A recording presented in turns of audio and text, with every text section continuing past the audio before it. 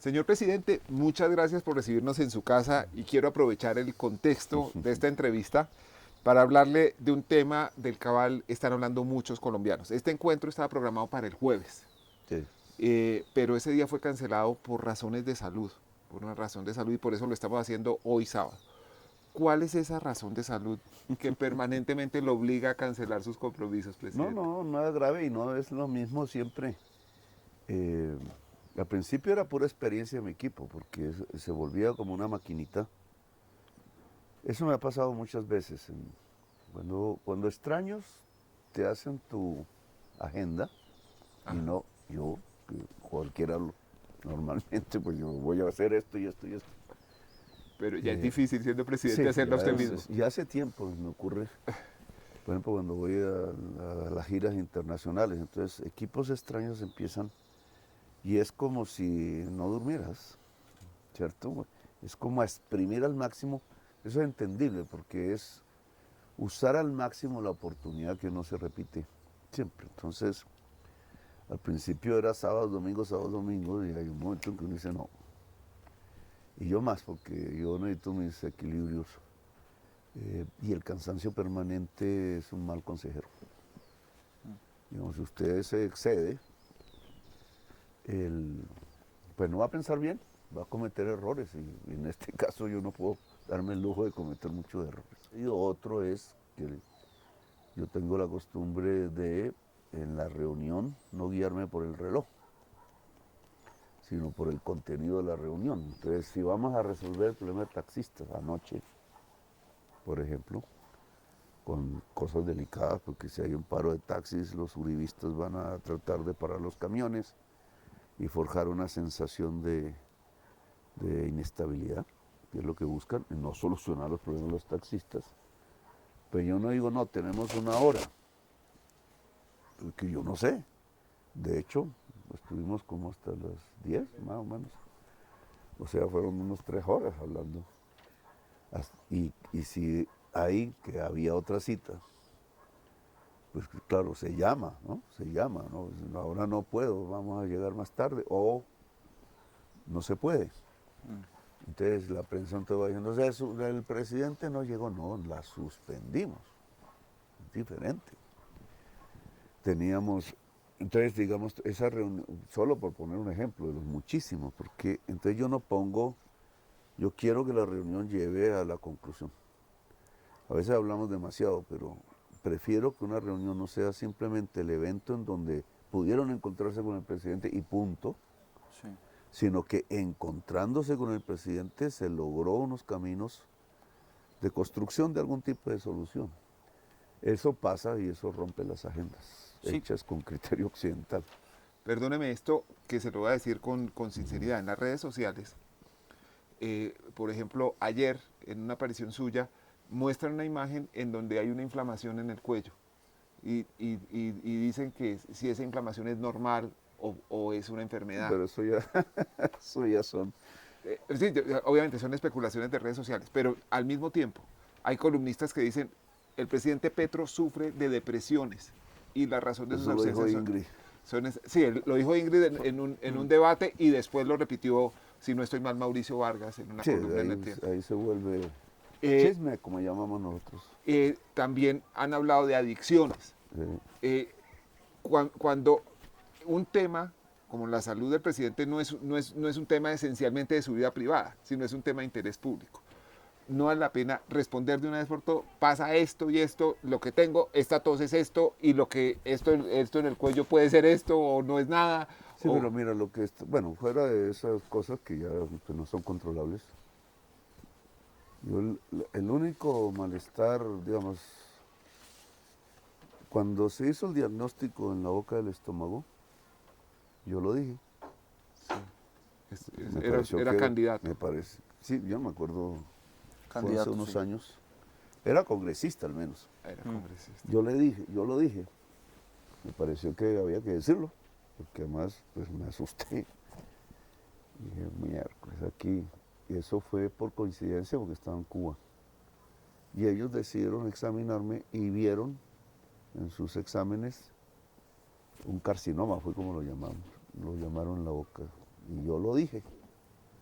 Ese fue un error mortal, porque yo que lo digo, y no sé por qué, entonces empezó sistemáticamente en la prensa, Patricia Llano, yo, Vicky, etcétera, como a decir que estaba diciendo mentiras.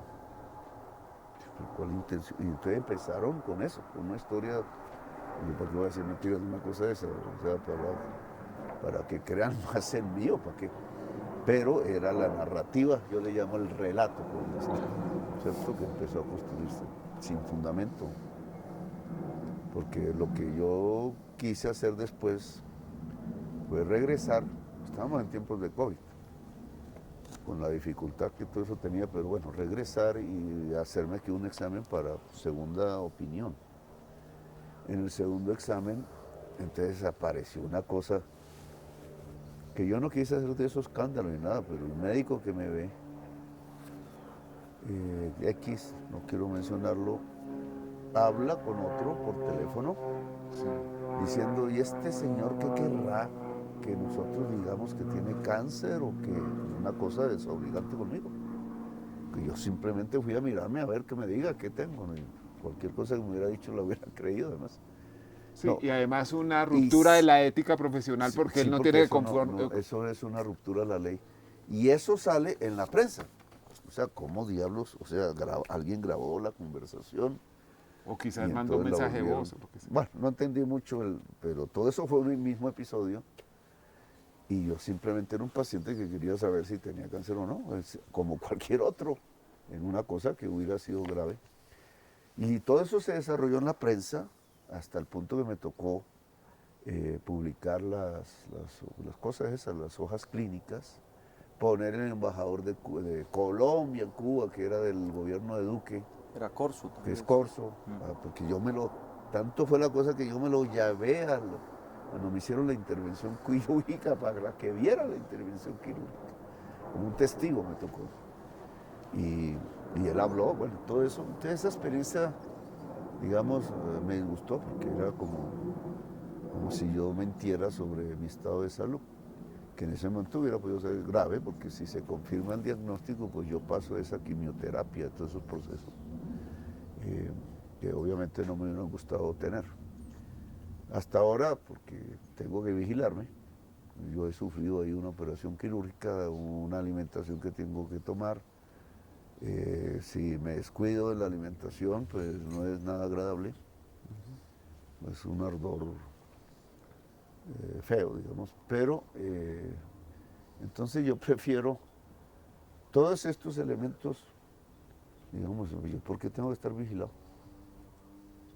Yo sé lo que significa el otro lado, pero yo lo que siento es, yo sé que Uribe se iba para su finca, pues todos lo supimos, no todo lo que pasara ahí, conversara o hiciera era conocimiento público, yo sé que en el Palacio de Nariño se hacían parrandas de orquestas vallenatas y eso duraba, bueno, les gustaba, yo no tengo por qué criticar eso es una forma de cada persona, pero no había una prensa acuciante, ¿cierto?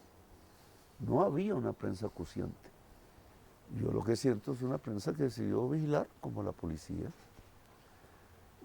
Obviamente no puedo generalizar, ustedes dicen correctamente que no generalice, y obviamente no es toda la prensa. Pero allí hay un factor que tiene que ver con la extrema derecha de Colombia, que considera que Petro, porque es de izquierda, entonces tiene que ser vigilado de una manera diferente. Y llevan a la matriz de la opinión pública, vamos a poner un ejemplo, alguien está siendo cuestionado porque fue sobornado por unos dineros de una multinacional, siendo presidente. Es un problema gravísimo. O peor, alguien está siendo cuestionado siendo presidente de la República porque permitió que se mataran miles de jóvenes. Puede que sí, puede que no, pero son los temas que solo a partir del debate público, en buena parte político de la oposición, o por una prensa muy minoritaria, pues se han colocado como puntos de discusión social. De otra manera, ni la sociedad sabría lo que pasa allí. Y en cambio, Petro, porque es de izquierda, Entonces, si se puso este zapato así, o salió manchado así, o hizo así y quedó, o se tomó unos tragos, ¿cierto? Que además no suelo hacerlo, o la esposa hizo unos masajes. Porque, por ejemplo, esa experiencia, porque es en un entorno, nosotros siempre tenemos, digamos, unidades del Estado cuidándonos, ¿cierto? Por protocolo presidencial. ¿Cómo llega ese video a manos de una periodista? Que no es nada malo, digamos, pero saben que eso va a ocasionar unos comentarios y un estilo incluso de imagen que quieren reproducir. ¿Cómo llega? ¿Estamos vigilados? Oiga, presidente, pero mire, todos los seres humanos tienen problemas de salud en algún momento de la vida. Sí, en algún momento los habrá. Hace un momento estábamos hablando de los problemas de salud mental. Y usted decía, 1 de cada 5 colombianos tiene un problema de salud mental. Desde la depresión hasta reacciones a la sociedad violenta que hemos crecido, hasta la clase de educación que hemos llevado, que en muchos hogares ha sido muy dura y muy represiva. Y la forma de superar los problemas, el primer paso es reconocerlos y empezar a hablarlos. ¿Usted ha sufrido depresión, señor presidente? No, yo no tengo... Eso nunca ha estado en mi existencia.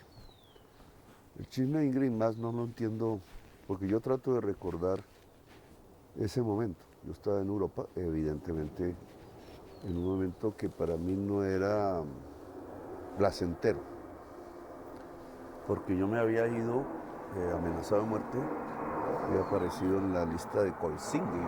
Eso nunca existió, eso era inteligencia del Estado. Pero era el tercero y el primero era el senador Cepeda. La segunda era Vera, el tercero era yo. Y el gobierno de César Gaviria. Y entonces, pues mataron a Cepeda, al senador. Entonces el presidente Gaviria, en un momento racional, decidió que debían sacarlos para no poner en peligro el proceso de paz del M-19, que era reciente en ese momento. Y yo como que sí, como que no, porque entonces todo eso coincidió con una derrota electoral año 94 del M-19 que nos acabó políticamente, y ahí acabó el proyecto. Sobrevivió ya un eco y un espíritu. Y entonces coincidió la derrota. Yo no había hecho nada más en mi vida que pelear, luchar. Y entonces ya tenía 30 años y váyase. Y yo no había salido del país. Entonces todo eso, bueno, digamos, no era... Sí, era otro idioma, sí, otro país, otro clima, y un jefe, que era el embajador, que era terrible. Que era el jefe paramilitar del sur del Cesar. Entonces, digamos, digamos, no era placentero, entonces, pero a mí la cosa digamos, de otros pueblos, otras culturas, pues a mí me llamó la atención inmediatamente, y el estudio. Pues siempre era un quiebre personal, pero nunca me dio depresión. No, para nada. Yo lo que hice fue irme a la universidad que había ahí, la Leuvaina, y meterme a estudiar entre los jóvenes. Yo era un poquito menos joven. Y ver las nuevas ideas. Y llegaron, había toda una discusión ahí planteada que tenía que ver con el reequilibrio con la naturaleza y otro tipo de sistemas económicos que lo permitieran. Entonces eso que cuenta Ingrid es mentiras. Incluso a mí no me gustó ellos, porque llegaba con Lucio, eran novios en ese momento. Me rompieron una cama. Ingrid está completamente equivocada, no sé por qué hizo eso. Pero yo he tenido momentos, obviamente, que uno siente que se va a quebrar, digamos, como... Siempre los problemas llegan todos juntos. Sí. Entonces digo, ay, ¿aquí qué? El momento de mi hijo fue dificilísimo para mí. Y aquí, y además se junta con otro y otro y otro, y está, pero simplemente respiro, puedo desconectarme un rato, claro, porque si yo en esas circunstancias voy a una reunión, no exactamente estoy concentrado en el tema de la reunión. Y yo prefiero, bueno, venir aquí bajo el árbol. Y pensar. Esto no te deja estar deprimido nunca. No, esa enfermedad psicológica yo no la tengo.